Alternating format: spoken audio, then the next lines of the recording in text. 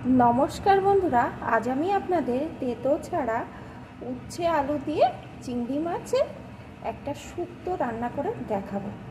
এই রান্নাটা যেমন সোজা তেমন টেস্টি, আর এই রান্নাটা কিন্তু বাচ্চা বড় সকলেই খুব পছন্দ করবে। তাহলে বন্ধুরা আসুন, প্লিজ একটা লাইক দিয়ে দেখতে থাকুন।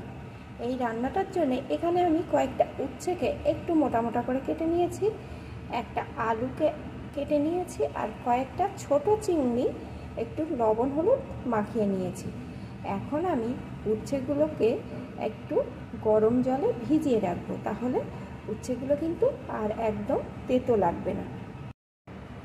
একটা পাত্রে আমি একটু উষ্ণ গরম জল নিয়ে নিয়েছি, এর ভিতরে দিয়ে দেবো একটু লবণ। এখন আমি এই জলের ভিতরে উচ্ছেগুলোকে দিয়ে দেবো।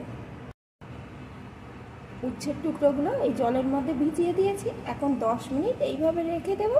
তারপরে জল থেকে উচ্ছের টুকরোগুলোকে তুলে নেব, তাহলে উচ্ছের যে তেতো ভাব সেটা কিন্তু অনেকখানি কমে যাবে। রান্নার পরে আর একটু তেতো লাগবে না।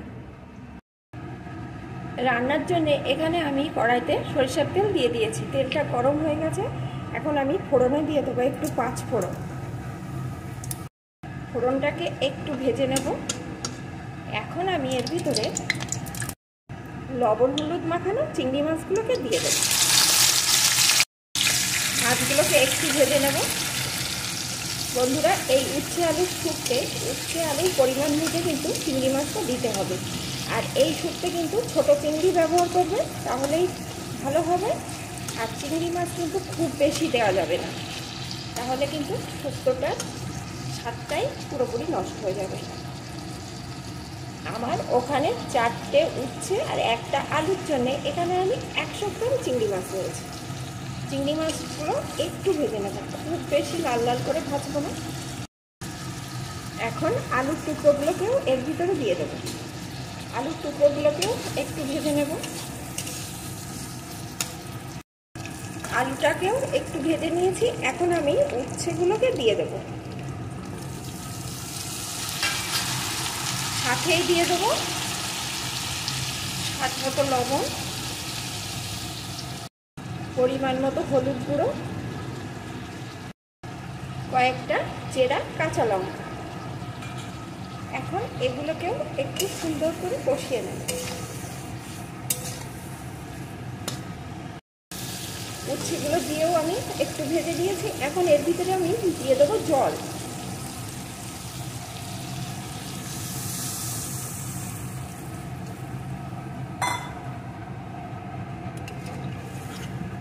খুব বেশি জল দেব না, যতটুকুই দেব যে উচ্ছে আলু যেন সিদ্ধ হয়ে যায়। শুক্তো তো খুব যে ঝোলঝোল হয় তা না, একটু মাখো মাখো টাইপেরই হয়। এখন আমি ভালো করে কিছুক্ষণ ফুটিয়ে নেব, যতক্ষণ না উচ্ছে আলুটা আমার সিদ্ধ হয়ে আসে। বেশ কিছুক্ষণ আমি ফুটিয়ে নিয়েছি। এখানে কিন্তু আলু উচ্ছে সব ভালো রকম সিদ্ধ হয়ে গেছে। এখন এটাকে আমি নামিয়ে নেব, কারণ এইটুকু ঝোল কিন্তু নামানোর পরে এই উচ্ছে আলুতে অনেকখানি টেনে যাবে। এখন কিন্তু এটা আমার রেডি। তাহলে বন্ধুরা, এখানে আমার তেতো ছাড়া উচ্ছে আলু দিয়ে চিংড়ি মাছের শুক্তো কিন্তু একদম পারফেক্টভাবে তৈরি হয়ে গেছে। আপনারা এই গরমে অবশ্যই এইভাবে একবার উচ্ছে আলু আর চিংড়ি মাছ দিয়ে শুক্তো রান্না করে খেয়ে দেখবেন। বাচ্চা বড় সকলেই কিন্তু এটা পছন্দের সাথে খেয়ে নেবে। বাচ্চারা তো চিংড়ি মাছ খেতে পছন্দই করে। এই শুক্তের মধ্যে যদি এরকম 2-1টা চিংড়ি মাছ পায়, তাহলে কিন্তু চেটে পুটে সব ভাত খেয়ে নেবে। এখন এটাকে আমি নামিয়ে নেব।